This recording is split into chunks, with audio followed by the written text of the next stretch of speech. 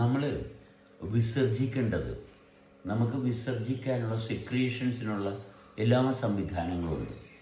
അപ്പം നമ്മളുടെ വായിൽ കൂടെ ഒരു വേണ്ടാത്ത ഡയലോഗ് പറയുന്നുണ്ടെങ്കിൽ വിസർജിക്കാനുള്ള നമുക്ക് നമ്മളുടെ സവിശേഷത മാത്രം പറയേണ്ടതാണ് നമ്മളുടെ വാഗുണ്ട്. സംസാരത്തിൽ ഒരിക്കലും മോശമായിട്ട് യാതൊന്നും വരാൻ പാടില്ല. മോശമായിട്ടുള്ളത് വിസർജനത്തിലൂടെ സെക്രീഷൻസ് എവിടെ കൂടിയാണ് സംഭവിക്കേണ്ടത്, അവിടെ കൂടി മോശമായിട്ടുള്ളത് പോകണം. അവിടെ കൂടിയാണ് മോശമായിട്ടുള്ളത് പോകേണ്ടത്. ഒരിക്കലും വാമൊഴിയിലൂടെ മോശമായിട്ടുള്ളത് ഒന്നും വരരുത്. പരദൂഷണം വാഗുകൊണ്ട് സംഭവിക്കരുത്. ദുഷിപ്പ് പോകേണ്ടത് വേർപ്പിലൂടെയും നമ്മളുടെ മലത്തിലൂടെയും മൂത്രത്തിലൂടെയുമാണ്. അല്ല, ഒരു കാരണവശാലും വാഗുകൊണ്ട് പരദൂഷണം പറയാൻ ഇടയാകരുത്. എന്നിട്ട് ഒരു വ്യക്തിയെപ്പറ്റിയും മോശമായിട്ടുള്ള ഒരു വ്യക്തിയെപ്പറ്റിയും മോശമായിട്ട് ഒരു കാര്യവും എങ്ങും പറയരുത്.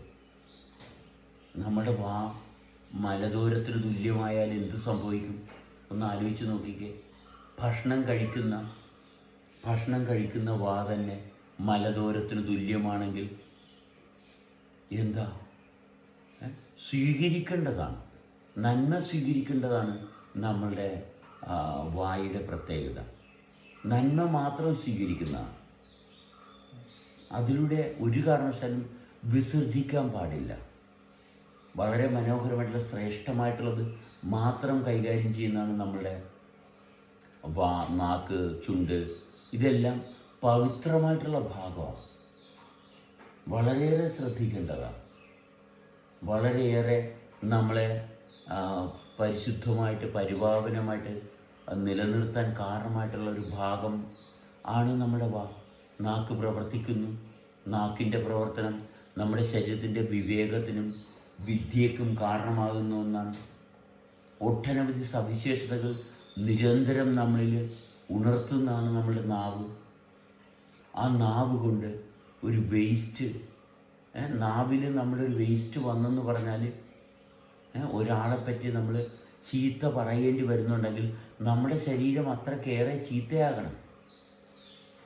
നമ്മുടെ ശരീരം വൃത്തികെട്ടതാകാതെ നമ്മുടെ നാവ് കൊണ്ട് നമുക്ക് മറ്റൊരാളെപ്പറ്റി മോശം പറയാൻ പറ്റത്തില്ല. നമുക്ക് മറ്റൊരാളെപ്പറ്റി മോശം പറയണമെന്നുണ്ടെങ്കിൽ നമ്മുടെ നാവ് അത്രയും വൃത്തികെട്ടതാകണം. പിന്നെ ഉള്ളിലോട്ട് ചെല്ലുന്നത് ഭക്ഷണമല്ല, പിന്നെ കഴിക്കുന്ന ഒരിക്കലും ഭക്ഷണമാകത്തില്ല, ആരോഗ്യമുള്ള ഭക്ഷണമാകത്തില്ല. നാവ് കൊണ്ട് ചീത്ത പറയുന്നൊരു വ്യക്തി ആഹാരം കഴിച്ചാൽ അത് വിഷമായിട്ട് മാറത്തേ ഉള്ളൂ. അതൊരിക്കലും അനുകൂലമാകത്തില്ല. അതിൽ മരുന്നുണ്ടാകില്ല. ആഹാരത്തിൽ മരുന്നുണ്ട്. നമ്മൾ കഴിക്കുന്ന ആഹാരത്തിൽ മരുന്നുണ്ട്. മരുന്ന് മാത്രമായിട്ട് കഴിക്കേണ്ട ആവശ്യമില്ല. കഴിക്കുന്ന ആഹാരത്തിൽ മരുന്നുണ്ട്. അപ്പോൾ കഴിക്കുന്ന ആഹാരത്തിൽ നിന്ന് മരുന്ന് കിട്ടണമെന്നുണ്ടെങ്കിൽ നമ്മുടെ നാവിന് വൃത്തിയുണ്ടാകണം. എന്നാൽ മാത്രമേ കഴിക്കുന്ന ആഹാരത്തിൽ നിന്ന് മരുന്ന് നമുക്ക് ലഭ്യമാകത്തുള്ളൂ. നമ്മൾ കഴിക്കുന്ന ഭക്ഷണത്തിൽ മരുന്നുണ്ട്. അത് മരുന്നാകണമെന്നുണ്ടെങ്കിൽ നമ്മൾ നാക്കുകൊണ്ട് പരദൂഷണം പറയരുത്. ഒരു വ്യക്തിയെ പറ്റിയും പറയരുത്. ഒരിക്കലും ഒരു വ്യക്തിയെപ്പറ്റി നമ്മൾ പറയരുത്. ഒരു വ്യക്തിയെപ്പറ്റി നമുക്ക് പറയാനുള്ള ഒരു അവകാശവുമില്ല. ഇല്ല, പാടില്ല. ഒരു വ്യക്തിയെപ്പറ്റി ഒരിക്കലും പറയാൻ പാടില്ല. ഇത് വളരെ വ്യക്തമാണ്, ശ്രദ്ധയാണ്. ഒരു വ്യക്തി, ആ വ്യക്തിയുടെ സാന്നിധ്യം ആ വ്യക്തി തീർച്ചയായിട്ടും വെളിപ്പെടുത്തും. നമുക്കൊരു വ്യക്തിയെപ്പറ്റി പറയാനുള്ള ഒരു അധികാരവുമില്ല, ആർക്കുമില്ല. അതുകൊണ്ട് കൃത്യമായിട്ട് മനസ്സിലാക്കുക, ഒരു വ്യക്തിയെപ്പറ്റി നമ്മൾക്ക് ഒരു കാരണവശാലും സംസാരിക്കാൻ പാടില്ല. വ്യക്തമായിരിക്കണം നമ്മുടെ സംസാരം, നമ്മുടെ ഭാഷ നമ്മളുടെ ഭാഷയായിരിക്കണം, മനുഷ്യരുടെ ഭാഷയായിരിക്കണം. നമ്മൾ സംസാരിക്കുമ്പോൾ അത് മനുഷ്യരുടെ ഭാഷയായിരിക്കണം. എല്ലാവർക്കും സ്വീകാര്യമായിട്ടുള്ള ഭാഷയാണ്. ഭാഷയ്ക്ക് ജീവനുണ്ട്. ഒരു വ്യക്തി സംസാരിച്ചാൽ എല്ലാവരും ഉണരണം. എല്ലാവരുടെയും ഭാഷയായിരിക്കണം. സാവകാശം ശ്രദ്ധിക്കണം. ഭാഷ ജനിക്കുന്നത് എവിടെ നിന്നാണ്? നമ്മളുടെ അറിവിൽ നിന്നാണ് ഭാഷ ജനിക്കുന്നത്. നമ്മുടെ അറിവെന്ന് പറയുന്നത് എന്താണ്? നമ്മളിലുണ്ടാകുന്ന മാറ്റമാണ്. ശരീരത്തിൻ്റെ ആന്തരികമായിട്ടുള്ള പ്രവർത്തനത്തിൽ നിന്നാണ് ഭാഷ ജനിക്കേണ്ടത്. നമ്മുടെ ശരീരത്തിൻ്റെ ആന്തരികമായിട്ടുള്ള പ്രവർത്തനത്തിൻ്റെ തുടർച്ചയാണ് ഭാഷയുടെ അടിസ്ഥാനം. നമ്മുടെ സംസ്കാരം എന്ന് പറയുന്നത് നമ്മുടെ തെളിച്ചമാണ്.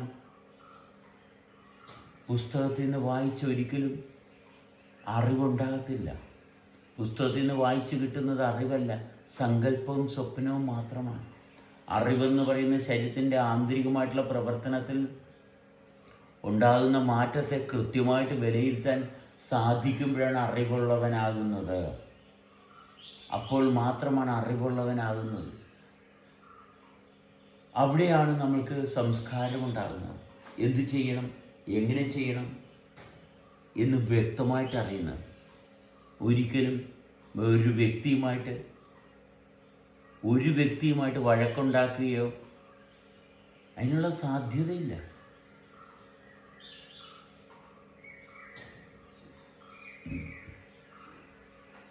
കൃത്യമായിട്ട് അറിയണം. അറിവ് നമ്മളെ സമ്പന്നനാക്കും. അറിവ് നമ്മളെ മോചിപ്പിക്കും. അറിവ് നമ്മളെ സമ്പന്നനാക്കും. അറിവ് നമ്മളെ മോചിപ്പിക്കും.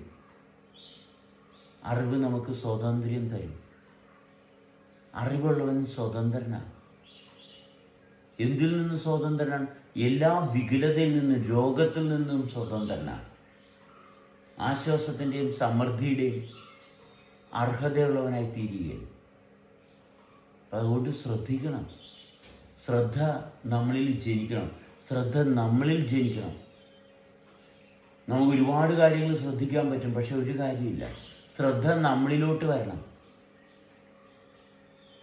നമ്മളിലെ സവിശേഷത ശ്രദ്ധിക്കാൻ സാധിക്കുമ്പോഴാണ് ഒരു വ്യക്തി സമ്പന്നനാകുന്നത്.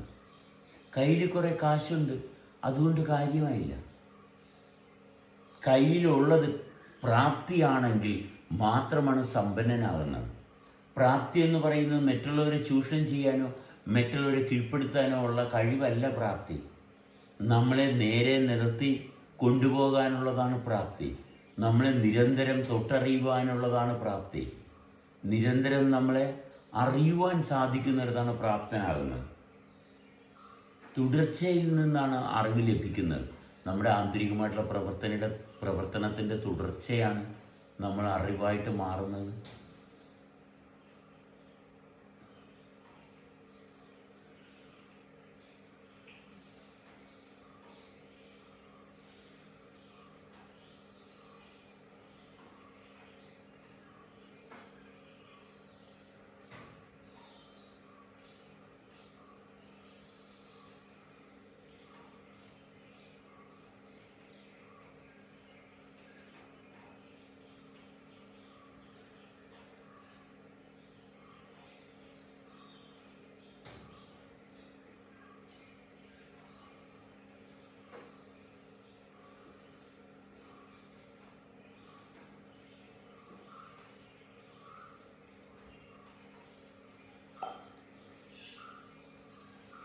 അറിവിനെ നമ്മൾ വണങ്ങണം.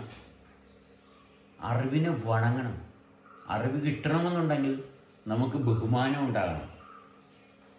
അറിവ് താന്തോന്നിക്കുള്ളതല്ല. അറിവെന്നും ബഹുമാനവും അന്തസ്സും മാന്യതയൊക്കെ ഉള്ളവർക്ക് മാത്രമുള്ളതാണ് അറിവ്. അറിവൊരിക്കലും താന്തോന്നിക്ക് കിട്ടത്തില്ല. അറിവ് പ്രവർത്തനത്തെ കൃത്യമായിട്ട് വിശേഷിപ്പിക്കാൻ, കൃത്യമായിട്ട് ശ്രദ്ധിക്കാൻ, ആന്തരിക പ്രവർത്തനത്തെ, ആന്തരികമായിട്ടുള്ള ചലനത്തെ കൃത്യമായിട്ട് വിലയിരുത്താൻ സാധിക്കുന്നവന് മാത്രമേ അറിവ് ലഭ്യമാകത്തുള്ളൂ. പുസ്തകം വായിച്ചൊരിക്കലും അറിവ് കിട്ടത്തില്ല കേട്ടോ. അറിവിൻ്റെ ആധാരം നമ്മളിലുള്ള സൂക്ഷ്മമായിട്ടുള്ള മാറ്റത്തിൽ നിന്നാണ്. ആ അറിവ് കൊണ്ടേ പ്രയോജനമുള്ളൂ. മറ്റത് എന്തും അറിവെന്ന് പറയുന്നത് കൊണ്ട് ഒരു കാര്യമില്ല. Yes, good morning Baju, Rama. Ruby Abraham, Nihas Harish, പറയും.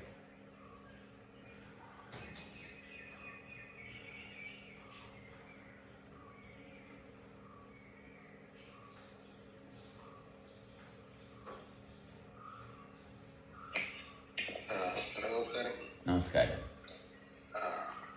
രാവിലെ ഞാൻ സാറ് ബോധം ഗ്രൂപ്പില് പറയുന്നത് കേട്ടോണ്ടിരിക്കുകയായിരുന്നു. ലൈഫിന്റെ കോറല്ലേ സാർ ഇപ്പം പറഞ്ഞ മാറ്റമില്ലാത്ത അവസ്ഥയിൽ നിന്നുകൊണ്ട് മാറ്റത്തെ കണ്ടെങ്കിലേ അറിവാകുന്നു. തീർച്ചയായും മാറ്റമില്ലാത്ത അവസ്ഥയാണ് അനുഭവം. മാറ്റമില്ലാത്ത അവസ്ഥയെ കണ്ടെങ്കിലേ അനുഭവമാകത്തുള്ളൂ. തീർച്ചയായും മാറ്റത്തിൽ നിന്നോട് മാറ്റത്തെ കാണുമ്പോൾ അത് അറിവാകുകയല്ല. തീർച്ചയായും എത്രവർക്കും മനസ്സിലായെന്ന് അറിയത്തില്ല. ഞാൻ അതിന്റെ കോറായിട്ടുള്ള കാര്യങ്ങളാണ് പറഞ്ഞത്. അല്ലേ, എല്ലാവർക്കും മനസ്സിലായിക്കോളൂ, എല്ലാവർക്കും മനസ്സിലായിക്കോളും. ഒരിക്കലും ആർക്കും മനസ്സിലാകാതെ പോകത്തില്ല. എല്ലാവർക്കും മനസ്സിലാകേണ്ടത് മനസ്സിലാകുക തന്നെ ചെയ്യും. എല്ലാവർക്കും മനസ്സിലാകേണ്ടത് മനസ്സിലാകുക തന്നെ ചെയ്യും. മനസ്സിലാകാതിരിക്കാൻ പറ്റത്തില്ല. കാരണം മനസ്സിലാക്കുക എന്ന് പറയുന്ന പ്രക്രിയ ആർക്കും തടഞ്ഞു വെക്കാൻ പറ്റത്തില്ല. അഫ്സലിനെ നമ്മൾ മുന്നോട്ട് കൊണ്ടുവരുമ്പോൾ മനസ്സിലാക്കിയത് എങ്ങനെയാണെന്ന് നമുക്ക് കാണാം. ഒരു വ്യക്തി മനസ്സിലാക്കുന്നത് എങ്ങനെയാണെന്ന് കൃത്യമായിട്ട് കാണിച്ചു തരും. ഈ വിശ്വാസത്തിൽ നിൽക്കുന്നവർ മനസ്സിലാക്കുന്നത്, അറിവിൽ നിൽക്കുന്നവൻ മനസ്സിലാക്കുന്നതും തമ്മിലുള്ള വ്യത്യാസം അപ്പോഴറിയാം. ഒരു വിശ്വാസി എന്തു മനസ്സിലാക്കും, ഒരു സത്യസന്ധനായ വ്യക്തി എന്തു മനസ്സിലാക്കും. ഒരു വിശ്വാസിയും സത്യസന്ധനും തമ്മിൽ വ്യത്യാസമുണ്ട്. ഒരു വിശ്വാസിയിൽ ഒരിക്കലും സത്യസന്ധത ഉണ്ടാകത്തില്ല.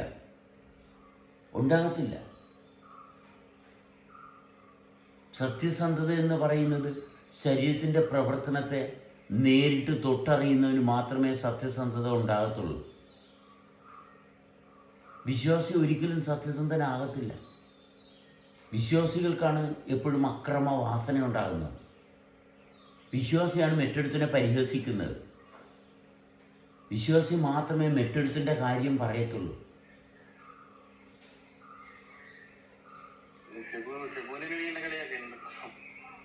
ഇപ്പം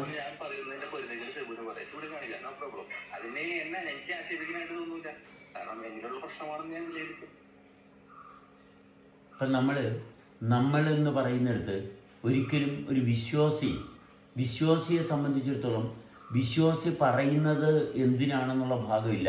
പറയാതിരിക്കാൻ പറ്റുന്നില്ലാത്തത് കൊണ്ടാണ് വിശ്വാസി സംസാരിക്കുന്നത്. പറയാതിരിക്കാൻ നിവൃത്തിയില്ലാത്തതുകൊണ്ട് പറഞ്ഞു പോവുകയാണ്. അതാണ് വിശ്വാസി പ്രവർത്തിക്കുന്നതും. എനിക്ക് ഈ ലോകത്ത് അഭിനയിച്ച് കാണിച്ചതുകൊണ്ടൊന്നും നേടാറില്ല. ഞാൻ അങ്ങനെ വിശ്വസിക്കുന്ന വ്യക്തിയുമല്ല. അങ്ങനെ വിശ്വസിക്കുകയും എനിക്ക് വളരെ നേടായിരുന്നു. ഇതാണ് വിശ്വാസിയുടെ സംസാരത്തിൻ്റെ ലക്ഷണം. നേടാമായിരുന്നു. ഇവിടെ ഒന്നും നേടേണ്ട കാര്യമില്ല. സത്യസന്ധനെ സംബന്ധിച്ചിടത്തോളം നേട്ടങ്ങളല്ല, വിവേകമാണ്. നമുക്ക് നേട്ടങ്ങളും കോട്ടങ്ങളുമല്ല. നമ്മളെ ഇപ്രകാരമാണ് സൃഷ്ടിച്ചിരിക്കുന്നത്. എന്റെ ശരീരത്തിൽ ഞാൻ മറ്റു ശരീരങ്ങളിലേക്ക് ശ്രദ്ധ പോകുന്നില്ല. അതുകൊണ്ട് എനിക്ക് ഞാനായിട്ട് നിൽക്കാൻ പറ്റുന്നു എന്നാണ് ഞാൻ പറഞ്ഞത്. അതെ, അങ്ങനെയുള്ളവർക്ക് രോഗം ഉണ്ടാകട്ടെ. അല്ല, ഞാൻ വിശ്വാസിയായിട്ട് ജീവിച്ച് എന്നതുകൊണ്ട് തന്നെ എനിക്ക് പല പരിക്കുകളുണ്ട്. പക്ഷെ ഞാൻ അതൊന്നും പാലിക്കാറൊന്നുമില്ല. എന്നെ മറ്റുള്ളവർ അത് കണ്ട് ഇഷ്ടപ്പെടണമെന്നും ഞാൻ ചിന്തിക്കാറില്ല. ഞാൻ പള്ളി പോകുന്നില്ല. പക്ഷെ അതുകൊണ്ടെന്താ, മറ്റുള്ളവർക്ക് ഒരു വിദ്വേഷം രൂപപ്പെടുത്തുന്നത് അത് അവിശ്വാസിയാണ് എന്നൊരു വിദ്വേഷം അവരിലുള്ളൊരു വിശ്വാസം കൊണ്ട് അത് എന്നിലോട്ട് വന്ന് ചേർന്നു. എന്ന് വെച്ചാൽ ഞാനായിട്ട് ചെയ്യും. പക്ഷെ ഒരാൾ ബോധിപ്പിച്ച് എനിക്ക് എന്തിനു കിട്ടിയാലും ഞാൻ കിട്ടണമെന്ന് അറിയുന്ന വ്യക്തിയുമല്ല. അതുകൊണ്ട് ഞാനായിട്ട് ചെയ്യും. പക്ഷെ എന്നിൽ തെറ്റുകളുണ്ടെങ്കിൽ ഞാൻ തിരുത്താനും തയ്യാറും. പക്ഷെ സെബൂജി പറയുമ്പോൾ സെബൂജിനെ ചോദ്യം ചെയ്യുന്നത് എന്തുകൊണ്ടാണ്? സെബൂജി പറയുന്നതിൽ പൊരുത്തക്കേട് കൊണ്ടാണ് ഞാൻ ചോദ്യം ചെയ്യുന്നത്.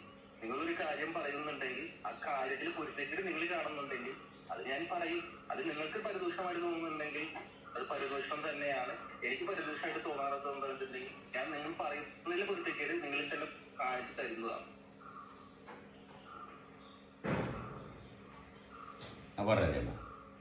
ഈ ശ്രദ്ധ അവനവനിൽ നിന്ന് പുറത്തേക്കാകുമ്പോൾ, അതായത് നമ്മളുടെ എന്താണ് ആ മാറ്റമില്ലാത്തതിൽ നിന്ന് പുറത്തേക്ക് പോകുമ്പോഴൊക്കെ അതിലാണ് നമ്മളൊരു വിശ്വാസി എന്ന് വേണമെങ്കിൽ അതിനെ വിളിക്കാം അല്ലെ? ഇല്ല, വിശ്വാസി എന്ന് പറയുന്നത് സ്വപ്നമുള്ളവനാണ്. അവൻ സ്വപ്നം കാണുന്നവനാണ് വിശ്വാസി. ഒരിക്കലും യാഥാർത്ഥ്യമായിട്ട് ഒരു ബന്ധം ഉണ്ടാകത്തില്ല. അവനവൻ്റെ ശരീരത്തിൻ്റെ സൂക്ഷ്മമായിട്ടുള്ള പ്രവർത്തനത്തെ തൊട്ടറിയാനുള്ള പ്രാപ്തിയില്ലാത്തവനാണ് വിശ്വാസി. സത്യമായിട്ട് ഒരു ബന്ധം ഉണ്ടാകത്തില്ല. ആഗ്രഹമില്ലാത്ത മനുഷ്യന്മാര് ലോകത്തിൽ നമ്മൾ പറയുന്ന കാര്യമായിട്ട് ഒരു ബന്ധമില്ലാണ്ട് സംസാരിക്കും വിശ്വാസി. നമ്മൾ എന്താണ് പറയുന്നത്, വിശ്വാസിക്ക് അതുമായിട്ട് ഒരു ബന്ധം ഉണ്ടാകത്തില്ല. വിശ്വാസി എന്തെങ്കിലും പറയും. വിശ്വാസിക്ക് പറയാതിരിക്കാൻ നിവൃത്തിയില്ലാത്തതുകൊണ്ട് വിശ്വാസി സംസാരിക്കും. നമ്മൾ പറയുന്നത് എന്താണ്, എന്തുകൊണ്ട് സംസാരിക്കും? ആഗ്രഹങ്ങളിൽ നിന്നാണ് സ്വപ്നം ജനിക്കുന്നത്. ആഗ്രഹങ്ങളിൽ നിന്നാണ് സ്വപ്നം ജനിക്കുന്നത്. നമ്മൾ മറ്റുള്ളവരെ കുറിച്ചോ മറ്റുള്ളതിനെ കുറിച്ചോ ഒക്കെ സംസാരിക്കുമ്പോൾ നമ്മളൊരു വിശ്വാസി തന്നെയാണ് അല്ലെ? തീർച്ചയായിട്ടും വിശ്വാസത്തിൻ്റെ ഭാഗം നമ്മൾ കൃത്യമായിട്ട് പറയണം. വിശ്വാസം എന്താണ്? വിശ്വാസം എന്ന് പറയുന്നത് നമ്മുടെ അറിവിലില്ലാത്ത കാര്യങ്ങളാണ്. വിശ്വാസം എന്ന് പറയുന്നത് നമ്മുടെ അറിവിലില്ലാത്ത കാര്യങ്ങളാണ്. നമുക്ക് നേരിട്ട് നമ്മുടെ ശരീരത്തിൻ്റെ പ്രവർത്തനവുമായിട്ട് നേരിട്ട് ബന്ധമുള്ളതല്ല. നേരിട്ട് ബന്ധമില്ലാത്തതാണ് വിശ്വാസം. നമ്മുടെ ജീവിതത്തിൻ്റെ ഭാഗത്ത് വിശ്വാസം ഒരിക്കലും ആവശ്യമില്ല. നമുക്ക് വിശ്വാസം എവിടെയാണ് ഉപയോഗിക്കുന്നത്? ആ രമ നാളെ വരാമെന്ന് പറഞ്ഞു, ഞാൻ വിശ്വസിക്കുന്നു രമ വന്നേക്കും. എൻ്റെ താക്കോല് ഞാൻ ഇന്നടുത്ത് വെച്ചു, അത് അവിടെ പോയി എടുക്കൂ. അപ്പോൾ രമ എടുക്കാൻ പോകുന്നു. രമ വിശ്വസിക്കുകയാണ് ഞാൻ പറഞ്ഞെടുത്തുണ്ടാവുന്നു. അവിടെ ചെന്ന് നോക്കുമ്പോൾ അവിടെ ഇല്ല. രമ വിശ്വസിച്ചു പോയി എടുക്കാൻ ചെന്നു, ഇല്ല. അപ്പം നമ്മൾ വിശ്വാസം എന്ന് പറയുന്നത് നമ്മളെ പറ്റിയുള്ളതല്ല. ഒരിക്കലും നമ്മുടെ ജീവനുമായിട്ട് യാതൊരു ബന്ധമില്ലാത്തതാണ് വിശ്വാസം. വിശ്വാസത്തിന് നമ്മുടെ ജീവനുമായിട്ട് യാതൊരു ബന്ധമില്ലാത്തതാണ്. അറിവിനാണ് നമ്മുടെ ജീവിതവുമായിട്ട് ബന്ധമുള്ളത്. അറിവിലാണ് നമ്മളുടെ വ്യക്തത നമുക്ക് കൈവരിക്കാൻ സാധിക്കുന്നത്. അറിവും വിശ്വാസവും തമ്മിലുള്ള അന്തരം കൃത്യമായിട്ട് മനസ്സിലാക്കണം. ശരീരത്തിൻ്റെ ആന്തരികമായിട്ടുള്ള സൂക്ഷ്മമായിട്ടുള്ള പ്രവർത്തനത്തിൻ്റെ പശ്ചാത്തലത്തിലാണ് ഒരു വ്യക്തിക്ക് അറിവുണ്ടാകുന്നത്. അപ്പം അറിവ് എവിടെ നിന്ന് കിട്ടുന്നതാണ്? അറിവ് ശരീരത്തിൽ നിന്ന് കിട്ടുന്നതാണ്. പുസ്തകം വായിച്ചാൽ വിശ്വാസമേ ഉണ്ടാകത്തുള്ളൂ. പുസ്തകം വായിച്ചാൽ വിശ്വാസം ഉണ്ടാകും. അറിവുണ്ടാകണമെന്നുണ്ടെങ്കിൽ ശരീരത്തിൻ്റെ സൂക്ഷ്മമായിട്ടുള്ള പ്രവർത്തനത്തെ ശ്രദ്ധിക്കണം. എന്നാൽ മാത്രമേ അറിവുണ്ടാകത്തുള്ളൂ. അറിവുണ്ടെങ്കിൽ മാത്രമേ സ്വസ്ഥമായിട്ട് ജീവിക്കാൻ പറ്റത്തുള്ളൂ. അറിവുണ്ടെങ്കിൽ മാത്രമേ സ്വസ്ഥമായിട്ട് ജീവിക്കാൻ പറ്റത്തുള്ളൂ. വിശ്വാസം കൊണ്ട് സ്വസ്ഥമായിട്ട് ജീവിക്കാൻ പറ്റത്തില്ല. ഈ വ്യത്യാസം കൃത്യമായിട്ട് മനസ്സിലാക്കണം. സ്വസ്ഥത എന്ന് നമ്മൾ എന്താണ് ഉദ്ദേശിക്കുന്നത്? എനിക്ക് കുറെ സ്വസ്ഥതകളുണ്ട്, കുറേ ഉണ്ട്. അപ്പൊ നിങ്ങൾ എങ്ങനെയാണ് ഇതിനെ വിലയിരുത്തുന്നത്? സ്വസ്ഥത ഇല്ലാത്തൊരവസ്ഥ. സ്വസ്ഥത നഷ്ടപ്പെട്ടു പോകുന്നത് പ്രവർത്തനത്തിൻ്റെ സുതാര്യത. അതിൽ വിവേകപൂർണ്ണവും പ്രവർത്തിക്കാൻ പറ്റുന്നില്ല. മാറ്റങ്ങൾക്ക് കാരണം എന്താണെന്ന് കൃത്യമായിട്ട് അനലൈസ് ചെയ്യാൻ പറ്റുന്നില്ല. ശ്രദ്ധ ശരീരത്തിൻ്റെ ആന്തരികതയിലോട്ട് പോകുന്നില്ല. ഒരു വ്യക്തിയായിട്ട് രൂപം കൊണ്ട് ആ വ്യക്തിയുടെ സ്വരൂപവുമായിട്ട് ബന്ധമില്ല. അതുകൊണ്ടാണ് അസ്വസ്ഥത വരുന്നത്. ഇതിങ്ങനെയാണ് പ്രവർത്തിക്കുന്നത്. ശരീരം സൃഷ്ടിക്കപ്പെട്ട ശരീരത്തിൻ്റെ പ്രവർത്തനത്തിൻ്റെ സവിശേഷത ശ്രദ്ധയിൽ വരണം. അപ്പോഴാണ് വ്യക്തിക്ക് സ്വസ്ഥത കൈവരിക്കാൻ സാധിക്കുന്നത്. മാറ്റങ്ങളുടെ ആരംഭം കാണണം. സൂക്ഷ്മമായിട്ട് നിശബ്ദതയെ ശ്രവിക്കണം. നിശബ്ദത എവിടെയാണ് എന്ന് ശ്രദ്ധയിൽ ജനിക്കണം. അപ്പോഴാണ് സ്വസ്ഥത കിട്ടുന്നത്. മാറ്റങ്ങളുടെ ആരംഭം കാണണം. മാറ്റത്തിൻ്റെ ആരംഭത്തെ സ്പർശിക്കാൻ സാധിക്കുന്നില്ലെങ്കിൽ ഒരിക്കലും സ്വസ്ഥത ഉണ്ടാകത്തില്ല.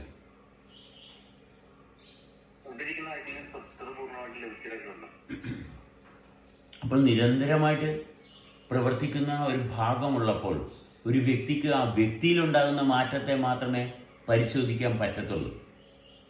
ഒരു വ്യക്തിയുടെ പ്രാപ്തി എന്ന് പറയുന്നത് അവനവനിലുണ്ടാകുന്ന മാറ്റത്തെ വിലയിരുത്താനേ പറ്റത്തുള്ളൂ.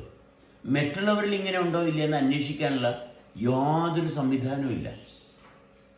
ഇത് വിശ്വാസിയുടെ ലക്ഷണം ഇങ്ങനെയാണ്. വിശ്വാസി മറ്റുള്ളവരുടെ കാര്യമേ തിരക്കത്തുള്ളൂ. സ്വന്തം കാര്യം ഒരിക്കലും വിശ്വാസിക്ക് തിരക്കാൻ പറ്റത്തില്ല. വിശ്വാസി എപ്പോഴും മറ്റുള്ളവരുടെ കാര്യം ചോദിച്ചുകൊണ്ടിരിക്കും. അവിടെ ആത്മാർത്ഥതയില്ല, സത്യസന്ധതയില്ല. ഉണ്ടാകാൻ പാടാ. വിശ്വാസിക്ക് സത്യസന്ധത ഉണ്ടാകണം. നിങ്ങളുടെ ശരീരം നിങ്ങൾ ചെയ്യുന്ന പ്രവൃത്തിയുടെ ഫലമായി ശരീരം നിങ്ങളെ ചോദ്യം ചെയ്യും. അതൊരു രോഗമായിട്ട് നിങ്ങൾ രൂപപ്പെടും. ചോദ്യം ചെയ്യുന്നത് ആരാണ്? ശരീരമാണ്. അപ്പൊ ശരീരത്തിന് ചോദ്യം ചെയ്യാൻ പാടില്ല എന്ന് നിങ്ങൾക്ക് തീരുമാനിക്കാൻ പറ്റും. നിങ്ങൾ പറയുന്ന കാര്യത്തിനോട് നിങ്ങൾക്കൊരു ആത്മാർത്ഥതയില്ല. നിങ്ങളുടെ ശരീരത്തിൽ ആ ഉള്ളിലെ പ്രവർത്തനത്തിന്റെ ഭാഗമാണ് അറിവെന്ന് പറഞ്ഞത്.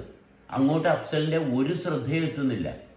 എൻ്റെ പൊന്നു മോനെ കൈകൂപ്പി നിന്ന് കാല് പിടിച്ച് പറയുന്നു, മോൻ ഈ പൊട്ടത്തരം നിർത്തിയിട്ട് മോന്റെ ശരീരത്തിന്റെ പവിത്രത ശ്രദ്ധിക്കുക. കുട്ടനോടുള്ള സ്നേഹം കൊണ്ട് പറയുന്നു. കുട്ടൻ്റെ കൈകൂപ്പി നിന്ന് എളിമപ്പെട്ട് എന്ന് പറയുന്നു. മോൻ ഈ സമയം പാഴാക്കുന്നതിന് പകരം മോന്റെ ശരീരം ഒരു അമൂല്യമായിട്ടുള്ള നിധിയാണ്, പവിത്രമായിട്ടുള്ളൊരു നിധിയാണ്. ഇതുപോലെ ഒന്നും മോൻ ഇനി വേറെ കിട്ടത്തില്ല മോനെ. അത് കയ്യിലുള്ളപ്പോൾ അതിനെ അറിയാനുള്ള അവസരങ്ങൾ നിഷേധിക്കാതെ. അവനോട് പല ആവർത്തി പറഞ്ഞു, മോന്റെ ശരീരം സൃഷ്ടിച്ചത് ആരാണ്? അത് വെറുതെ താന്തോന്നിയൊന്നും സൃഷ്ടിച്ചതല്ല. വളരെ വ്യക്തമായിട്ടുള്ളൊരു ഭാഗത്തു നിന്നാണ് ശരീരം സൃഷ്ടിക്കപ്പെട്ടിരിക്കുന്നത്. അതിനെ ബഹുമാനിക്കാൻ സാധിക്കുന്നില്ലെങ്കിൽ എൻ്റെ മോന് ഒരിക്കലും സത്യസന്ധത എന്താണെന്ന് അറിയാൻ പറ്റത്തില്ല. ശരീരത്തിന്റെ പ്രവർത്തനത്തെ ആഴത്തിൽ അറിയുക, ശ്രദ്ധ ഉള്ളിലോട്ട് കൊണ്ടുപോകുക. മറ്റുള്ളവരെ ശ്രദ്ധിച്ചിട്ട് മോന് ഒരു കാര്യവും കിട്ടാൻ പോകുന്നില്ല. മോന്റെ ജീവിതം മോന് തന്നെ അറിയാനുള്ള എല്ലാ അർഹതയുമുണ്ട്. അത് നിഷേധിക്കാത്ത തന്നെത്താൻ. സ്നേഹത്തോട് പറയാൻ പറയുന്ന ഒരു പോയിന്റ് ഉണ്ട്. നിങ്ങൾ ആരെയും ശ്രദ്ധിക്കരുത്. നിങ്ങൾ നിങ്ങളായിട്ടിരിക്കുക. മറ്റുള്ള ശ്രദ്ധയിലേക്ക് നിങ്ങൾ കൊണ്ടുവരരുത്. നിങ്ങൾ ശ്രദ്ധ മറ്റുള്ള കൊണ്ടുവരരുത്. എന്താ ഉദ്ദേശം എന്ന് പറഞ്ഞാൽ ആ പോയിന്റിന്റെ റിയാക്ഷൻ നിങ്ങൾക്ക് രൂപപ്പെടുന്നുണ്ടെന്ന് നിങ്ങൾ തിരിച്ചറിയും. നിങ്ങൾ അറിയുന്നിടത്താണ് നിങ്ങൾ അർഹതപ്പെട്ട കാര്യങ്ങൾ വരുന്നത്. എവിടെയാണ് സൃഷ്ടി നടക്കുന്നത് അവിടെ ശ്രദ്ധയുണ്ടെങ്കിൽ അർഹതപ്പെട്ട കാര്യങ്ങൾ മാത്രം അറിയുന്നവന് മനസ്സിന് അസ്വസ്ഥത ഉണ്ടാകത്തില്ല. നേരത്തെ അഫ്സൽ പറഞ്ഞില്ലേ, എനിക്ക് ഒത്തിരി അസ്വസ്ഥതയുണ്ട്. എന്തുകൊണ്ടാണ്? ഒരു കാര്യം ശ്രദ്ധിക്കാൻ പറ്റുന്നില്ല. ഞാനും എൻ്റെ സൃഷ്ടാവായിട്ടുള്ള ബന്ധം ശ്രദ്ധിക്കാൻ പറ്റുന്നില്ല. അതുകൊണ്ടാണ് അസ്വസ്ഥതയുള്ളത് മോനെ.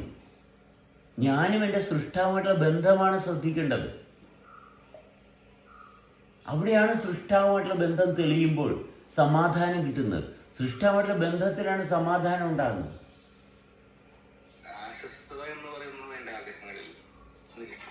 എൻ്റെ മോന്റെ ആഗ്രഹങ്ങൾ നടപ്പിലാക്കാൻ പറ്റുന്നില്ല. മോന്റെ ആഗ്രഹങ്ങൾ ശരീരത്തിന്റെ ആഗ്രഹങ്ങളാണ്. അതിന്റെ സൃഷ്ടാവ് സൃഷ്ടിച്ച ഭാഗത്ത് നിന്ന് അനാവശ്യമായിട്ടുള്ള ഒരു ആഗ്രഹവും ജനിക്കത്തില്ല. സൃഷ്ടാവുമായിട്ടുള്ള ബന്ധത്തിൽ ജനിക്കുന്ന ആഗ്രഹങ്ങൾ തീർച്ചയായിട്ടും നടപ്പിലാക്കാനുള്ള സർവ്വ സംവിധാനവും അവിടെ അതിൻ്റെ കൂട്ടത്തിലുണ്ടാവും. അതാണ് ജീവിതം.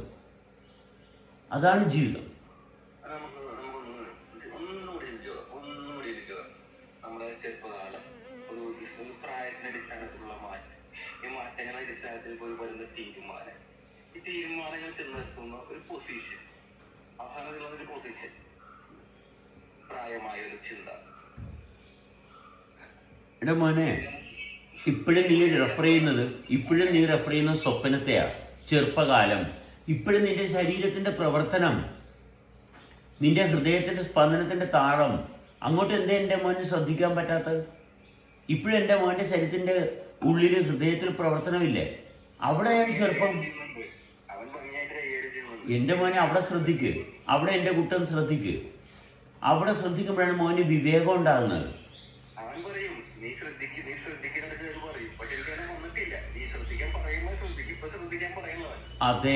അതെ. അതുകൊണ്ട് എൻ്റെ മോനി ചെറുപ്പകാലത്തിന്റെ ഭാഗത്തോട്ട് പോകുമ്പോൾ വീണ്ടും കുഴപ്പത്തിലോട്ടാ പോകുന്നത്.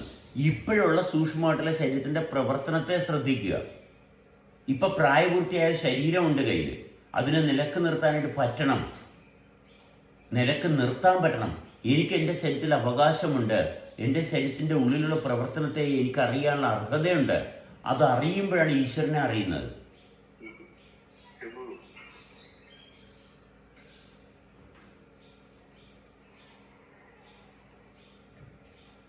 എപ്പോഴാണ് മോന്റെ ഹൃദയത്തിന്റെ സ്പന്ദനത്തിന്റെ താളം അറിയാൻ സാധിക്കുന്നത്? കാരണം അത് ഈശ്വരന് മാത്രം ചലിപ്പിക്കാൻ സാധിക്കുന്നതാണ്. ആളം അറിയേണ്ട ആവശ്യകത എനിക്ക് വന്നിട്ടില്ല. കാരണം എൻ്റെ മോനെ മോൻ നേരത്തെ പറഞ്ഞില്ലേ മോൻ ഒരുപാട് അസ്വസ്ഥതയുണ്ടെന്ന്. ഈ അസ്വസ്ഥതയുടെ കാരണം അതാണ്, ഈ നിഷേധിക്കുന്നത് കൊണ്ടാണ്. എനിക്ക് ആവശ്യം വന്നിട്ടില്ല, അഹങ്കാരമാണ് മോൻ പറയുന്നത്. എനിക്ക് ആവശ്യം വന്നിട്ടില്ല, എനിക്ക് കുറെ പ്രശ്നങ്ങളുണ്ട്. ഞാൻ പറഞ്ഞില്ലേ, എന്നിൽ എനിക്ക് സെബാസ്റ്റ്യൻ സംസാരിക്കുമ്പോ ഞാൻ സെബാസ്റ്റ്യൻ ന്യൂനതകളാണല്ലോ നോക്കുന്നത്. സെബാസ്റ്റ്യൻ പറയുന്നതിനെ കുറിച്ചൊക്കെയാണ് ഞാൻ ചോദിക്കുന്നത്. എൻ്റെ മോനെ, എൻ്റെ പറച്ചിലിനകത്തല്ല പ്രസക്തി. എൻ്റെ മോനെ, ഞാൻ പറയുന്നതിനകത്ത് ഒരു കഥയുമില്ല. കഥയില്ലാത്തതിനകത്താണ് മോൻ്റെ ശ്രദ്ധ മുഴുവനും. ഞാൻ പറയുന്നതിനകത്ത് ഒരു കഴമ്പും ഇല്ല മോനെ.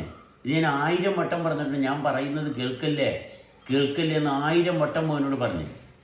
മോൻ വീണ്ടും എൻ്റെ ശബ്ദത്തെയാണ് ശ്രദ്ധിക്കുന്നത്. എൻ്റെ ശബ്ദം എവിടെ നിന്ന് ഉത്ഭവിക്കുന്നു?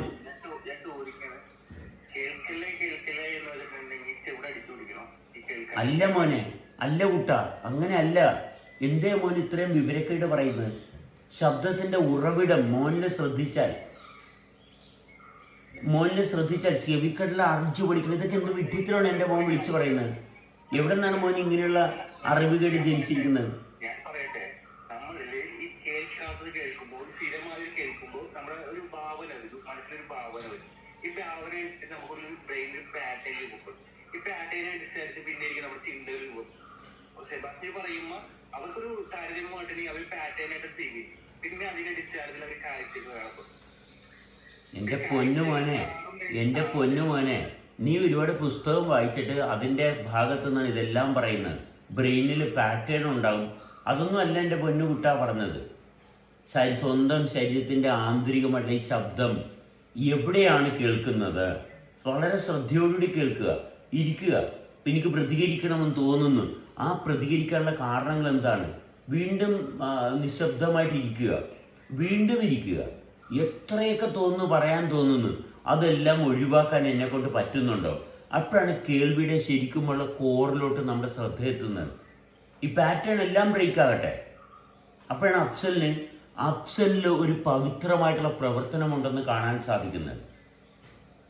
അപ്പോഴാണ് ആ റിയൽ അഫ്സൽ ആരാണെന്ന് അറിയുന്നത്. ആ അഫ്സലിനെ കാണുമ്പോഴാണ് അവിടെയാണ് സൃഷ്ടാവുമായിട്ടുള്ള ബന്ധം വരുന്നത്.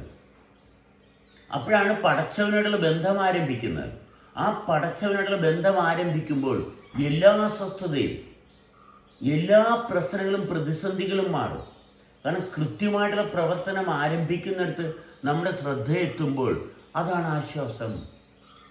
അപ്പോഴാണ് നമ്മൾ ജീവിക്കാൻ തുടങ്ങുന്നത്. അവിടെ രോഗമില്ല. എൻ്റെ പൊന്നുകുട്ട, എൻ്റെ മോൻ്റെ ആന്തരിക വ്യവസ്ഥയെ ശ്രദ്ധിക്കാൻ സാധിക്കുമ്പോൾ കൃത്യമായിട്ടുള്ള പ്രവർത്തനം കൃത്യമായിട്ട് അറിയും. ഇപ്പൊ സങ്കല്പ ബുദ്ധിയിലിരുന്നോണ്ട് പറയാണ്. ഇല്ല മോനെ, കൃത്യമായിട്ട് പ്രവർത്തിക്കുന്നതിന് തകരാറ് സംഭവിക്കത്തില്ല. അത് തന്നെയാണ് ഞാൻ പറയുന്നത്. മോനെ ശ്രദ്ധിക്ക്. അഫ്സലിനോട് എന്താ ഇത്രയും താല്പര്യമില്ലാത്തത്? എനിക്കുള്ള താല്പര്യത്തിന്റെ ഒരു ദശാംശം പോലും അഫ്സലിനോട് ഇല്ലല്ലോ. അഫ്സലിന് എന്നോടാ താല്പര്യം, എൻ്റെ വാക്കുകളോടാ താല്പര്യം. എന്നോടായിരുന്നെങ്കിൽ കുഴപ്പമില്ല. എൻ്റെ വാക്കുകളോടാ താല്പര്യം. എൻ്റെ വാക്കുകൾക്ക് പ്രസക്തിയില്ല. എൻ്റെ വാക്കുകൾ അന്തരീക്ഷത്തിൽ ലയിച്ചു പോകുന്നതാണ്. ലയിക്കാത്ത ഒന്നും അവിടെ നിലനിൽക്കുന്നുണ്ട് അഫ്സലെ. നിങ്ങൾ മണ്ണിനോട് ചെയ്തു, പക്ഷെ നിങ്ങളുടെ വാക്കുകൾ മറ്റൊരാളിലോട്ട് ചെല്ലും. അത് തന്നെയാണ് പ്രശ്നം. അതൊരു ആശയമായി രൂപകൽപ്പനപ്പെട്ടുകൊണ്ടിരിക്കും. എൻ്റെ മോനെ, നിങ്ങളും പോയാലും അത് ആശയങ്ങൾ, നിങ്ങളെ കൊണ്ടു നടക്കുന്ന ആശയങ്ങൾ പകർന്നു പോകും. ഇപ്പൊ രമയായിരിക്കും സ്വീകരിക്കുന്നത്. രമ ഒരു 10-20 വരെ റൂമിലിട്ട് രമയെ കുറിച്ച് സംസാരിക്കും. അങ്ങനെ പോയിക്കൊണ്ടേയിരിക്കും. അപ്പൊ നിങ്ങൾ മരിച്ചാലും നിങ്ങളുടെ തീരുമാനം ഇവിടെ ജനിച്ചുകൂടി. നിങ്ങളുടെ തീരുമാനം എൻ്റെ മോനെ, ഓരോ വ്യക്തികളുടെ ഭാവനയിൽ ആ തീരുമാനം മാറിക്കൊണ്ടേ. എൻ്റെ മോനെ, അപ്പൊ ജനിക്കാനുള്ള കാരണങ്ങളൊന്നും മോൻ കാണുന്നില്ലേ? ജനിക്കാനും ജീവിക്കാനുള്ള കാരണങ്ങളൊന്നും മോൻ കാണുന്നില്ലേ? എൻ്റെ വാക്കുകൾ മാത്രമാണ് മോൻ കാണുന്നത്. ജനിക്കാനും ജീവിക്കാനും ഹൃദയത്തിന്റെ സ്പന്ദനത്തിന്റെ താളം, അതിന്റെ ഉറവിടം എവിടെ പോയി? മോൻ എന്താ പറയുന്നത് കൂട്ട? ജനിക്കാൻ ജീവന്റെ സ്പന്ദനത്തിന്റെ താളം എവിടെ ആരംഭിച്ചു? അതെന്റെ മോന്റെ ശ്രദ്ധയിൽ വരുന്നേയില്ല. എനിക്ക് ജീവിത ലക്ഷ്യം ആവശ്യമില്ല. കാരണം സൃഷ്ടാവാണ് എൻ്റെ ലക്ഷ്യം തീരുമാനിക്കുന്നത്. എനിക്ക് ജീവിത ലക്ഷ്യം ഞാൻ എടുക്കണ്ട. അത് സൃഷ്ടാവുണ്ട്. എന്നെ ചലിപ്പിക്കുന്ന ശക്തിയുണ്ട്. ആ ശക്തിയാണ് എനിക്ക് ലക്ഷ്യം തീരുമാനിക്കുന്നത്, ഞാനല്ല. എനിക്ക് എൻ്റെ ലക്ഷണം മാത്രം നോക്കിയാൽ മതി. അല്ല, താങ്കളുടെ ആഗ്രഹങ്ങളല്ല അല്ല, ഒരിക്കലും അല്ല. ഞാൻ നിലനിൽക്കാനുള്ള കാരണം ആഗ്രഹമില്ല നമുക്ക്. ഇല്ല, ആവശ്യമില്ല. ആഗ്രഹമില്ല, അതായത് സ്വപ്നങ്ങളില്ല. ഇല്ല, ആവശ്യമില്ല. സ്വപ്നത്തിൽ നിന്നുണ്ടായതല്ലേ ഞാൻ, സ്വപ്നത്തിൽ നിന്നുണ്ടായതല്ലേ. സെബാസ്റ്റ്യക്ക് ആഗ്രഹങ്ങളില്ല, അതുകൊണ്ട് സ്വപ്നങ്ങളില്ല. ആഗ്രഹം എന്ന് പറയുന്നത് സ്വപ്നം തന്നെയാണ്. അതെ, തീർച്ചയായിട്ടും. ഞാനെന്ന് പറയുന്നതിന് സ്വപ്നമില്ല. പക്ഷെ നമ്മ ഒന്നുകൂടി നമ്മൾ പരിശോധിക്കും. നമുക്ക് മനസ്സിന് സന്തോഷം ചിലപ്പോൾ ഒരാൾ കുറച്ചൊരു സംസാരിക്കും.